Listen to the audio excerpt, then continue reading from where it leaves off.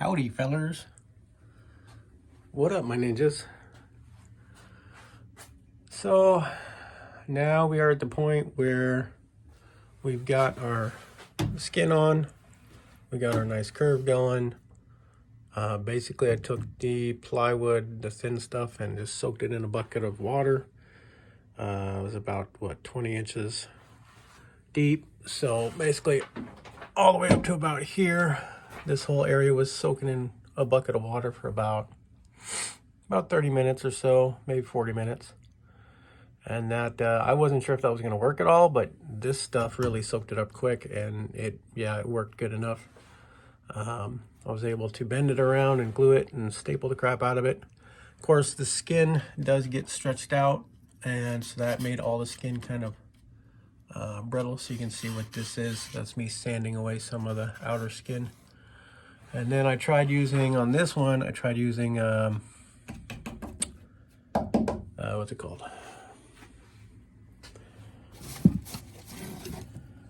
Fast dry spackling. And it does not go on very nicely. It does not like sticking, so you have to like spread it like 8 times to finally get it to stick. Maybe if I'd wiped off everything with a wet cloth first, maybe that would have helped. But in doing some of that, that led me to go ahead and fill a bunch of the screw holes and staple holes. Got up to about there, and then on this half, I actually used where to go? Used type 1 MAPI, so tile adhesive. And that stuff, I do like it because it smears on really easy. It sticks really quick. You can get it really thin, but it did kind of, you can see some of these, it did kind of shrink. And I think that's why it, it's good for tile adhesive, but it's not good for filling holes. It did shrink, yeah, over here it shrunk. So we'll have to go back over it again, but it goes on really fast. So between the two, that goes on really freaking painfully and annoyingly. You got to keep doing it 100 times. Oh, there's a spot I missed. But it doesn't shrink as much. It does shrink a little bit. So I don't know. We'll see how they sand when I get to that point, but back up to the cabinets. Now that I have my, I glued in all those little up and down sticks with some backing. Can't really, but I got these vertical pieces in there with a backing piece of plywood, so that's glued from behind, so that when I put my face on and I glued and stapled it, now it's a sandwich and it's all super strong. So the member is screwed from above, this piece here, and then that skin is connecting everything together. So I mean, this is so solid. It's rock solid. And then of course, after that, I got that done. I started doing the doors. Started with the 3 easy ones. Those are pretty straightforward. I wish, knowing what I know now, I wish I had not gone for this molding here, because I was trying to kind of, match. So this molding was thinner, but I didn't want a thick molding down here. I think this is my first where I started. And I wish I'd have went with this. I wish I would have went with this all the way around, or actually I wish I had just done a simple Quaker style. So really about this wide, and that would allow me to get these locks close so that the locks are actually usable. Because when I did these are so wide, I had to space out this so that you can turn the knob and not run into it. And that means that I had to end up putting on welding on an extension piece, because it was so far away from the edge. And for this thick foam cabinet, I wish I had never done the foam cabinet thing. I wish I'd done like I did for those. I wish I had done this style on these instead of using foam. But regardless, I mean, the foam, we'll see how it holds up. But because it's so thick, this actually ended up working out pretty good, because we needed the extra distance to get across that wide. But again, knowing what I know now, I wish I had done this width, but more of a Quaker style, so more of just a square piece of molding, or rectangular, I should say. So just a flat piece of molding. And I wish I'd have done that here too, maybe a little bit wide, or if it was really wide. Now that I think about it, that would have been the best. Had a nice flat, really wide Quaker style trim, whatever they call that, molding or whatever. But if we had this nice flat, wider one, I could have moved this lock all the way into it, so it would be actually in the flat molding area. So like if I had something like this would have been pretty good. If I had this, I could have put the key switch right into it, and that would have been so much easier to work on, because everything being flat and square, I could have filled everything easier. So if I'd have done that, not necessarily, these are 1x3s, but if I'd have found something to make that Quaker style trim, I wish I'd have done that all over. That would have been a lot easier all the way around. So someday when I build MegaDrop version 2, I think I'll go that route. If I ever do any more cabinetry at all, you know, luckily these are the last cabinet doors that I could think that I'm gonna have to do. Fingers crossed, maybe. But yeah, if I do it again, I've definitely learned what I would not do again. So yeah.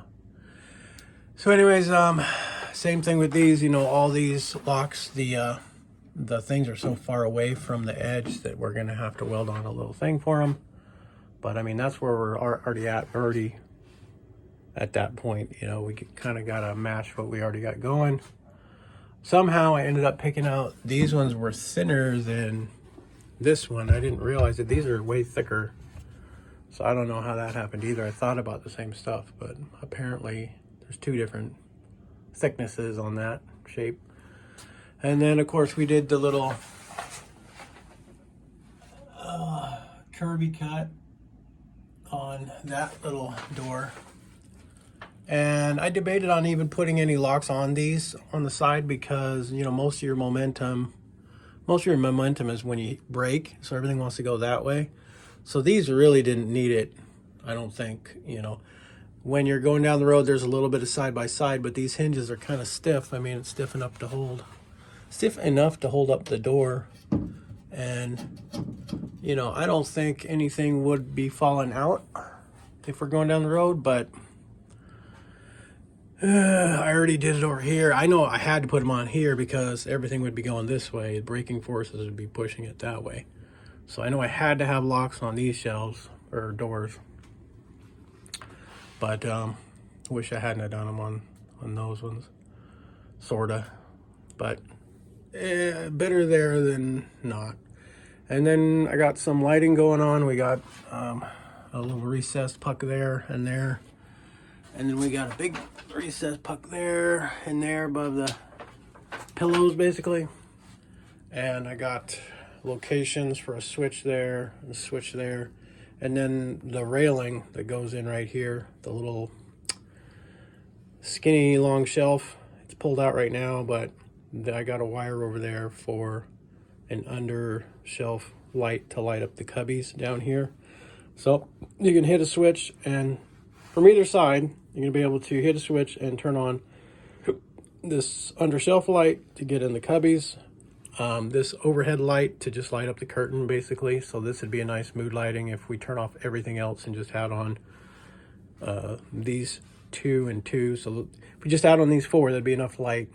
It'd be still pretty dark in here, but it'd be enough light to, you know, go to the bathroom or whatever. So it'd be a nice mood lighting kind of deal. And then up there, again, each switch on each side have separate controls. This one will do that one, obviously that one from there. So if you're laying in bed reading a book, which we never ever read, but if for whatever reason, if we wanted to, you know, we could hit the switch, turn on the light, or just for prettiness, you know, just for, okay, we turn on the light, it's pretty, great. So, but that's where we're at with that. Yeah. All this towel adhesive did a lot better going around this corner than this stuff. This stuff does not want to stick very well at all. But yeah, I think that's it though. That's all the progress we've got. Oh, I got this is for a coat hanger. I've got I bought 2 of those, one for each side. So I've already mapped out those holes. This is just to keep the holes so they don't disappear. And then this is for the curtain rod. Got the curtain rod bought and pre-did our holes for those. So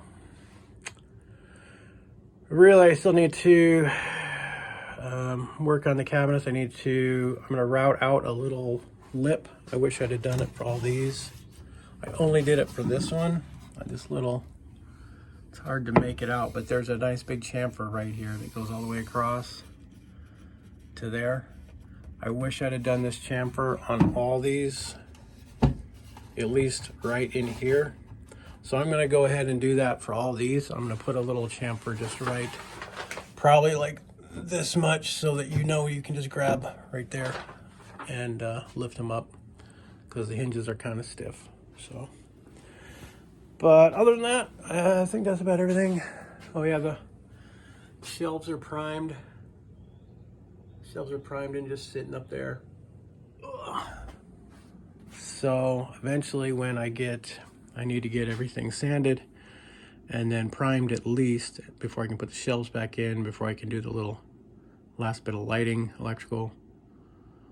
But I don't think I'm going to finish paint the inside until we get the insulation on the outside, because that's really the next thing. I need to do the electrical for the outside, get the porch lights, get the marker lights. Need a marker light here, there, and then on the back side we need marker lights for the back. We need marker lights for the front. So I gotta do some more wiring. Once I do some more wiring, then we also need to figure out a handrail for the wifey, so the wife has something to hold on to. So we need some kind of grab rail going around here, but then the door is going to come right here, so we might want to have it dive in right there. But need to figure out all that next, upcoming, and then someday start doing the insulation so that we can skin the outside. And I'm at this point I'm 100% sure I'm going to do plywood skin on the outside, not just foam to PMF. I'm going to do a plywood skin all over everything to make that 100% sandwich construction. So yep, that's where we are. So see ya, my ninjas.